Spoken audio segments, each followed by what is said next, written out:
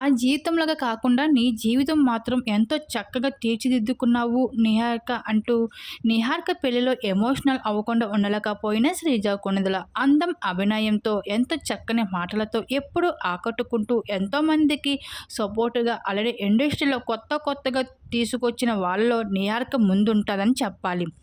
అయితే తన వయసు చిన్న వయసు అయినప్పటికీ కూడా తన ప్రవర్తన మాత్రం ఎంతో పెద్ద రకంగా కనిపిస్తూ ఉంటది ఎప్పుడు కూడా.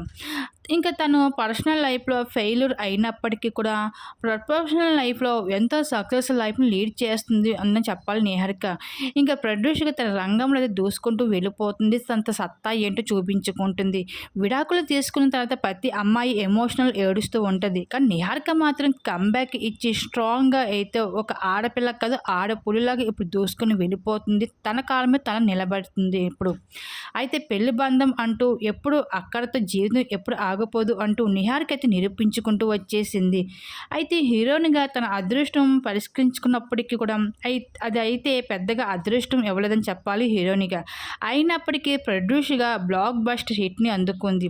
వరుసగా 2 సినిమాలు కూడా సూపర్ హిట్ అయిందని చెప్పాలి.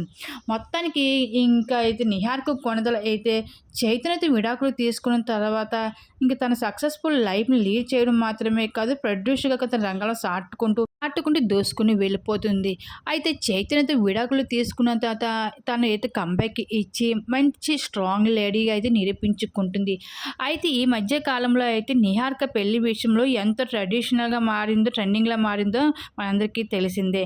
మరొక్కసారి నిహారిక కొణిదెల రెండవ పెళ్లి చేసుకోబోతుంది. మెగా ఇంట్లో పెళ్లి బాజాలు మొదలైపోయేవి అంటూ చాలా వరకు వార్తలైతే వైరల్ అవుతున్నాయి.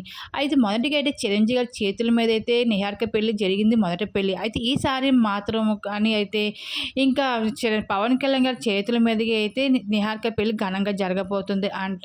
అది మొత్తానికైతే ఈ మధ్య కాలంలో అయితే నిహారికకి సంబంధించిన పెళ్లి ఫోటోస్ కూడా బాగా నెట్టింట్లో బాగా వైరల్ అవుతుంది. ఏదేమైనా సరే నిహారిక రెండవ పెళ్లి చేసుకోబోతున్నందుకు చాలామంది హ్యాపీగా కూడా ఫీల్ అవుతున్నారు. దీని మీద మీరే అనుకున్న మీ అభిప్రాయం తప్పకుండా కామెంట్ చేసి షేర్ చేసుకోండి.